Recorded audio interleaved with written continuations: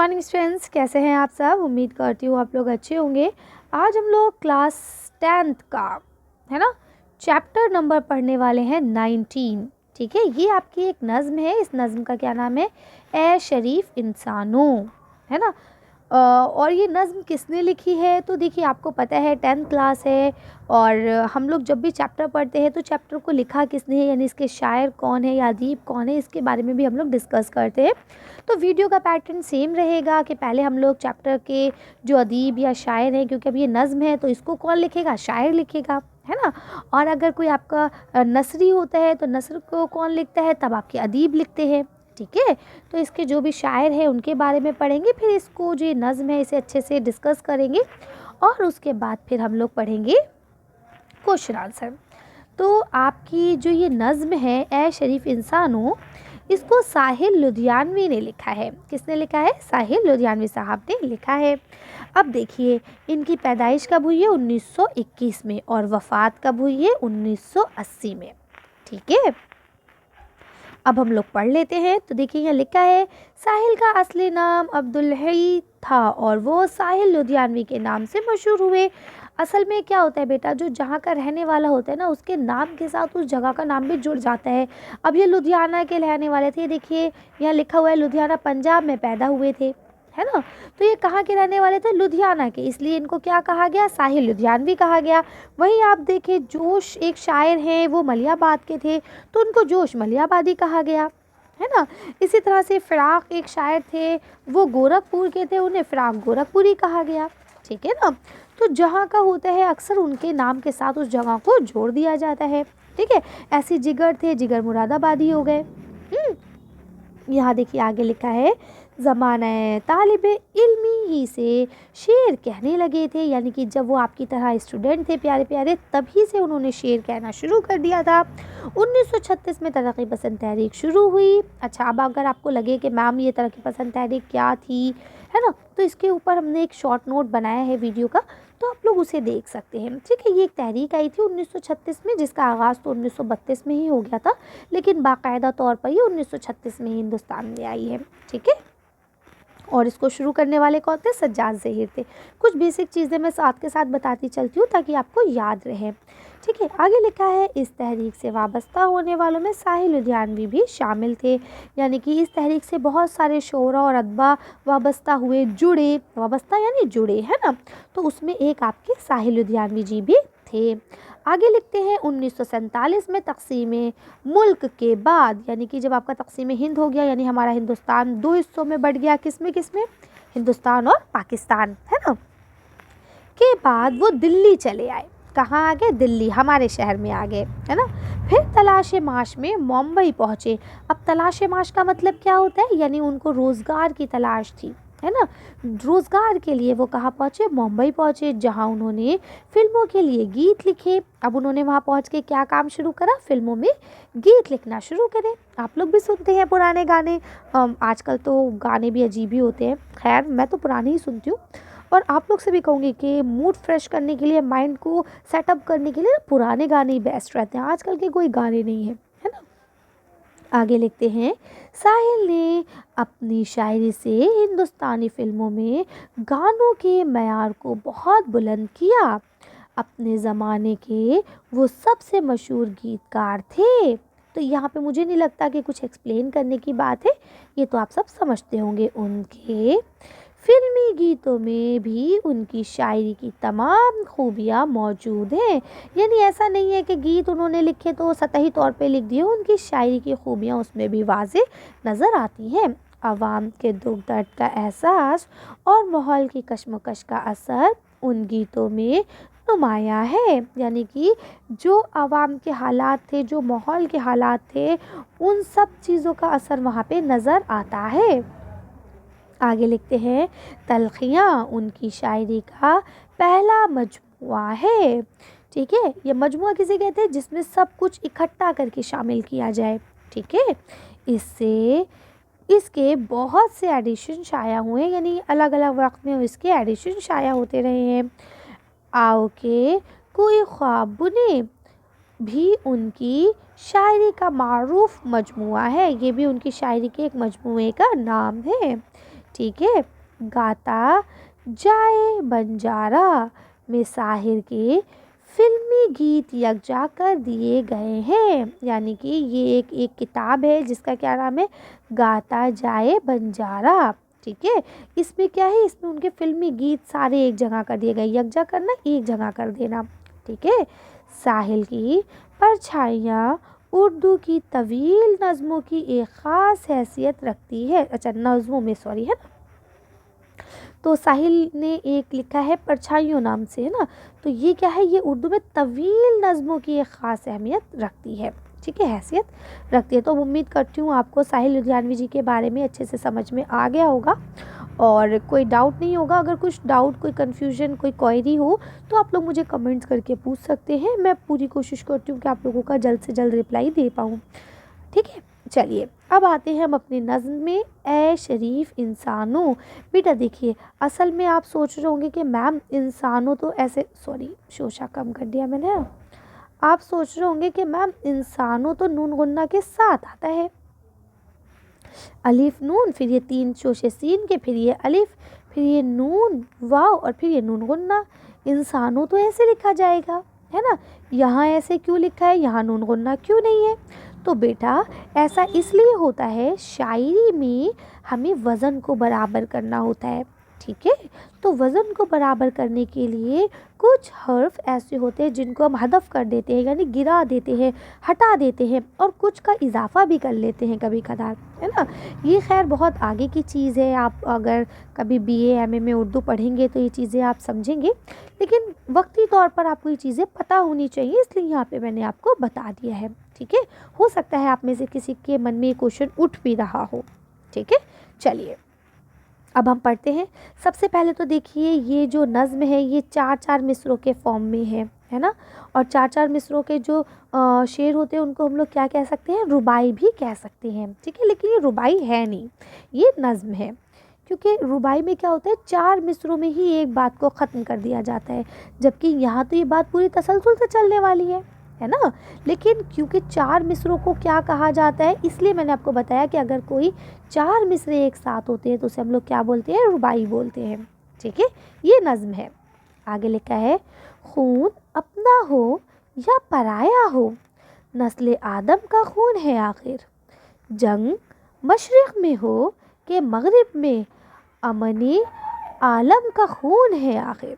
अब देखिए, कहीं ना कहीं आज आप लोग सब देख रहे होंगे न्यूज़ में किस तरह से यूक्रेन और रशिया जो है जंग कर रहे हैं, है ना। किस तरह से एक दूसरे पे मिज़ाइल और ये सब चीज़ें हो रही हैं। तो ये जो आपकी नज़्म है ये उसके ऊपर पूरी सुटेबल है, बिल्कुल ऐसा लगता है कि ये साहिल लुधियानवी जी ने इसी हालात को देखकर लिखी होगी। अब हम इसकी तशरीह करेंगे तब आपको लगेगा कि हाँ मैम बिल्कुल ठीक कह रही हैं, ये तो ऐसे ही है। चलिए तो तशरीह करते हैं। यहाँ लिखा क्या है, पढ़िए। लिखा है, खून अपना हो या पराया हो, यानी कि खून चाहे अपना बहे या पराया बहे, है। नस्ल आदम का खून है आखिर। खून किसका बह रहा है, नस्ल आदम का, है ना। इंसान का ही खून है ना, आप सबको पता है। हम सब कुछ लोगों ने एडम कहते हैं, कुछ लोगों ने हज़रत आदम कहते हैं, है ना। सब अपने अपने नाम से उन्हें बुलाते हैं जिनको जो है ना। लेकिन अगर ये देखा जाए तो हम सब नस्ल आदम में ही आते हैं। तो चाहे अपना खून बहे या पराये का बहे, खून तो बह रहा है ना, नस्ल आदम का खून तो हो रहा है ना। जंग मशरिक़ में हो या मगरिब में हो, भाई चाहे जंग मशरिक़ में हो या फिर मगरिब में हो, है ना, कहीं पे भी हो, अमन आलम का खून है आखिर। यानी कि जो अमन है, जो सुकून है पूरे आलम में, उसका खून है ना। भाई जंग से क्या होगा, हर तरफ हल्ला डुल्ला, है ना, गम का माहौल, खूनरेज़ी, है ना। तो इससे क्या होगा, जो सुकून, जो अमन जो अभी मौजूद है वो सब क्या हो जाएगा, तहस नहस हो जाएगा, है ना। आगे क्या बोलते हैं, बम घरों पे गिरे के सरहद पे, यानी चाहे बम घरों पे गिरे किसी के या सरहदों पे गिरे। सरहदें समझते हैं ना, कि जो एक मुल्क से दूसरे मुल्क को अलग करती है उसे हम सरहद कहते हैं, इंग्लिश में बॉर्डर बोलते हैं, है ना। तो चाहे बम हमारे आपके घरों पे गिरे या सरहदों पे गिरे, कहीं पे भी गिरे, रूह तामीर ज़ख्म खाती है ना। यानी अब क्या हो रहा है, जो रूह तामीर है, जो इंसान है, उसको ही ज़ख्म पहुंच रहा है ना। हमारी ही ज़िंदगी तहस नहस हो रही है, हमारा ही दिल दहल रहा है ना। खेत अपने जले के गैरों के जीस्त फाकों से तिल मिलाती है। देखिए, अब खेत चाहे अपने जले चाहे गैरों के जले, जीस्त कहते हैं ज़िंदगी को, और फाके किसे कहते हैं, जब खाना ना मिले, भूखमरी हो जाए, है ना। तो जाहिर सी बात है, जब खेत जल जाए, चाहे हमारे जले चाहे आपके जले, जब खेत जल गए तो अनाज नहीं होगा, और अनाज नहीं होगा तो सब भूखे रहेंगे, है ना, सब फाके करेंगे। तो जीस यानी जिंदगियां क्या होंगी, फाकों से तिल मिलाएंगी, बेचैन रहेंगी। ठीक है, आगे ही लिखा है, टैंक आगे बढ़े के पीछे हटे। अब जो भाई जीत रहा है वो आगे बढ़ाएगा, जो हार रहा है उसके पीछे हटेंगी। लेकिन कोक धरती की बाँझ होती है। अब देखिए, इसमें कुछ उन्होंने हिंदी के अल्फाज भी इस्तेमाल किए हैं, है ना। धरती हम लोग हिंदी में बोलते हैं, ठीक है, और बाँझ होने का मतलब क्या होता है, उजड़ जाना। तो कोक कोक कहते हैं पेट को। तो अब धरती की कोक यानी कि हम सब लोग कहते हैं ना कि हम लोग धरती की औलाद है, इस तरह से लाइक बोला जाता है, ठीक है। तो क्या कहते हैं कि कोक तो धरती की उजड़ेगी ना। फतेह का जश्न हो या हार का सोग, अब जीत की खुशी मनाए आप या हार का गम मनाए आप। सोग माने क्या होता है, गम, है ना। जिंदगी मैयतों पे रोती है। अब जाहिर सी बात है भाई, जिसके अपने ऐसा नहीं है कि जो इंसान जीतता है, जिसकी टीम जीतती है, उसमें लोग मरते नहीं हैं, है ना। ठीक है, मैंने आपसे लड़ाई लड़ी, मेरी टीम जीत गई, मैं खुशी मनाऊंगी कि भाई मैं जीत गई आपसे, लेकिन ऐसा नहीं है कि मेरी टीम के लोग मरे नहीं होंगे, है ना। तो क्या है, फतेह का जश्न हो या हार का सोग हो, ज़िंदगी मैयतों पे रोती है, लाशों पे रोती है ज़िंदगी, है ना। ये देखिए, यहाँ पे एक आपको तस्वीर दिखाई गई है जंग की। आगे चलते हैं, आगे लिखा है, जंग तो खुद ही एक मसला है, जंग क्या मसलों का हल देगी। बिल्कुल ठीक बात है, जंग तो खुद ही एक बहुत बड़ा मसला है, वो क्या मसलों का हल देगी। भाई, हमारी आपसे लड़ाई हो रही है, बहस हो गई, हम आपसे नाराज़ हैं, तो हमें क्या करना चाहिए, हमें जंग नहीं करना चाहिए, हमें बातचीत नहीं बंद करना चाहिए, हमें बैठ के सुलह मशवरा करना चाहिए, है ना। तभी तो मसलों का हल निकलेगा। अगर खामोखामे मैं डंडा लेके तैयार रहूँ आपको मारने के लिए, या आप आ जाए कि मैम हम आपसे लड़ाई लड़ेंगे, तो बेटा उससे मसलों का हल नहीं निकलेगा, उससे तो बात और बढ़ जाएगी, है ना। फिर वो गांधी जी कहते थे ना कि अगर आँख के बदले आँख ली जाएगी तो सारी दुनिया अंधी हो जाएगी। वही बात है, जंग तो खुद एक बहुत बड़ा मसला है। अगर हम सोचे कि कोई मसले का हल हम जंग करके निकाल देंगे, तो ये तो बिल्कुल नादानी वाली बातें हैं, है ना। आग और खून आज बख्शेगी, भूख और एहतियाज कल देगी। ठीक है, यानी अब क्या कह रहे हैं यहाँ पे कि आग और खून बख्शेगी। जंग से क्या होगा, जंग से सिर्फ और सिर्फ हर तरफ भाई बम गिरेंगे तो क्या होगा, आग लगेगी, खूनरेज़ी होगी, है ना, लाशें बिछेंगी, और भूख और बाकी ज़रूरियात को क्या होगा, जन्म देगी, ये सब चीज़ें पैदा होंगी, लेकिन कोई मसला हल नहीं होने वाला है इससे। इसलिए ऐ शरीफ इंसानों, जंग टलती रहे तो बेहतर है, आप और हम सभी के आंगन में शमा जलती रहे तो बेहतर है ना। यानी जब तक ऐ शरीफ इंसानों जंग को टाला जा सकता है, टालते रहो, है ना, लड़ो मत जंग, ठीक है, अच्छा ठीक है, चलो माफ़ किया, इस तरह से, है ना। आप और हम सभी के आंगन में, शमा कहते हैं चिराग, है ना, अगर हम सबके आंगन में चिराग जलता रहे तो बेहतर है। देखिए, यहाँ चिराग के दो मायने हो सकते हैं, है ना।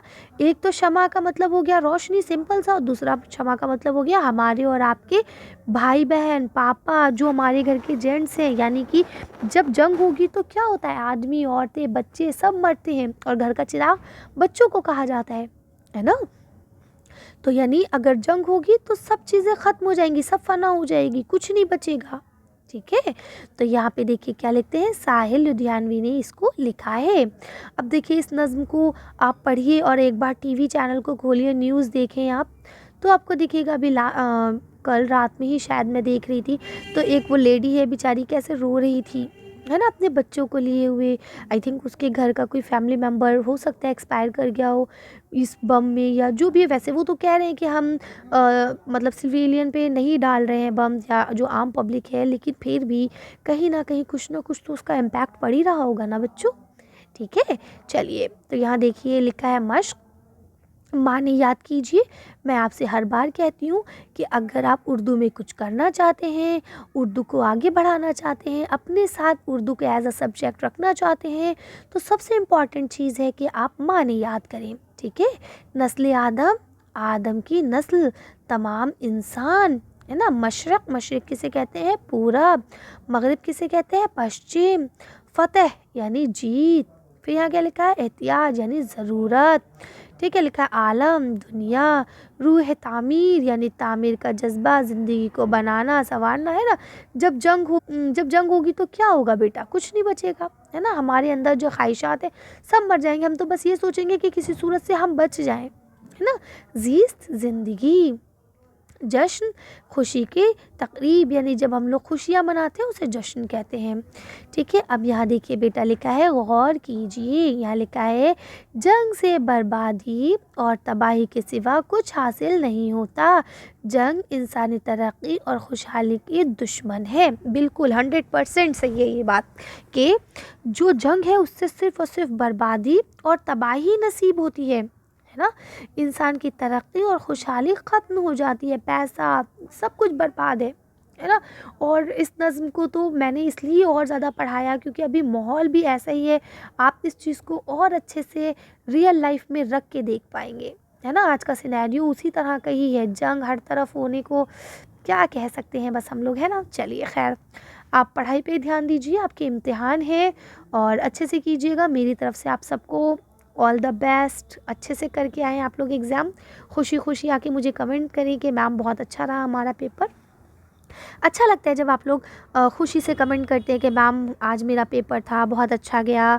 ठीक है ना। चलिए, अच्छा अब यहाँ देखिए आपको 3 क्वेश्चन दिए गए हैं। इनको डिस्कस करेंगे और फिर ये इल्मी काम है, इसको डिस्कस कर लेंगे। साथ ही मैं आपको मरकज़ी ख़याल भी दिखा दूँगी क्योंकि अक्सर बेशतर पेपर में पूछ लिया जाता है कि ये जो आपकी नज़्म है शरीफ इंसानों, इसका मरकज़ी ख़याल बयान कीजिए, है ना। तो हम जो ये आपकी वीडियोस अपलोड कर रहे हैं ये बोर्ड के पेपर के पॉइंट ऑफ व्यू से कर रहे हैं। तो जो भी चीज़ मैं आपको पढ़ाती हूँ, समझाती हूँ, उसको आप लोग अच्छे से समझें। और अगर कोई क्वेश्चन है, क्वेरी है तो कमेंट में मुझसे पूछें और अपने टीचर्स से भी आप लोग पूछ सकते हैं। ठीक है, चलिए तो हम लोग इसके आंसर्स देखते हैं, फिर वीडियो को फिनिश करेंगे। तो देखिए बच्चों, इस नज़्म का जो मरकज़ी ख़याल है वो क्या लिखा है। इस नज़्म में शायर ने अमन आलम को मौजू बनाया है और बताया है कि जंग किसी भी मसले का हल नहीं, बल्कि जंग तो ढेर सारे क्या करता है, मसले पैदा करता है ना। यानी जंग से ढेर सारे मसले खुद ब खुद पैदा हो जाते हैं, वो किसी भी मसले का हल नहीं है। इसलिए जहाँ तक मुमकिन हो जंग से गुरेज़ ही करना चाहिए। गुरेज़ का मतलब होता है दरगुजर करना, नज़रअंदाज करना, बचना, है ना। जंग मशरक़ में हो या मगरिब में, उससे अमन आलम मजरू होता है, यानी कि सारे आलम का अमन जो है वो ख़त्म हो जाता है। ठीक है, जंग से कोई हल नहीं निकलता, बल्कि जंग तो बेशुमार मसले लेकर आती है। ठीक है, यानी कि जंग से किसी चीज़ का कोई हल नहीं निकलता है, ये तो बेशुमार मसाइल ख़ुद लेके आती है ना। मसलों की जमा ही होती है मसाइल, है ना। ये ख़ुद बेशुमार मसाइल लेकर आती है। इसलिए जहाँ तक हो सके जंग को टाला ही जाए तो बेहतर है। तो ये तो हो गया आपका इसका मरकज़ी ख़याल। अब आगे देख लेते हैं। यहाँ पे आपके क्वेश्चन दिए गए हैं। तो पहला सवाल जो आपसे पूछा गया है वो लिखा है, रूह तामीर के ज़ख्म खाने से शायर की क्या मुराद है। तो आप बता देंगे कि जंग से क्या होता है, तख़रीब होती है ना। तख़रीब जो कि तामीर की ज़िद है, यानी जंग से जंग जो है वो रूह को ज़ख्मी कर देती है ना। तो क्या होता है, इससे हर तरफ खूरेज़ी होती है, इंसान अंदर से टूट जाता है ना। बाज़ाहिर उसको चोट ना लगे, ना वो मरे, लेकिन उसका जो अंदर है ना, अंदर से वो चीज़ टूट जाती है। ठीक, आगे लिखा है, धरती की कोख बांझ होने से क्या मतलब है। तो धरती की जो कोख है वो बांझ कैसे होती है। तो यहाँ लिखा है, जंग की तबाहकारियों से, है ना, टैंकों के रौंदने से, गोला बारूद से, ठीक है, क्या हो जाता है, ज़रख़े ज़मीन बंजर हो जाती है। ठीक है। यानी क्या होता है, बारूद की वजह से फिर जो ज़मीन का उपजाऊपन है वो चीज़ें भी ख़त्म हो जाती हैं और फिर इस पे बसने वाले जो लोग हैं वो भी मरने लगते हैं। भाई ज़ाहिर सी बात है, जंग कोई खेल तमाशा तो है नहीं, ठीक है। आगे देखिए यहाँ लिखा है शायर ने, जंग को अमन आलम का खून क्यों कहा है। तो देखिए ये लिखा है क्योंकि जंग से अमन आलम क्या होता है, तबाह हो जाता है।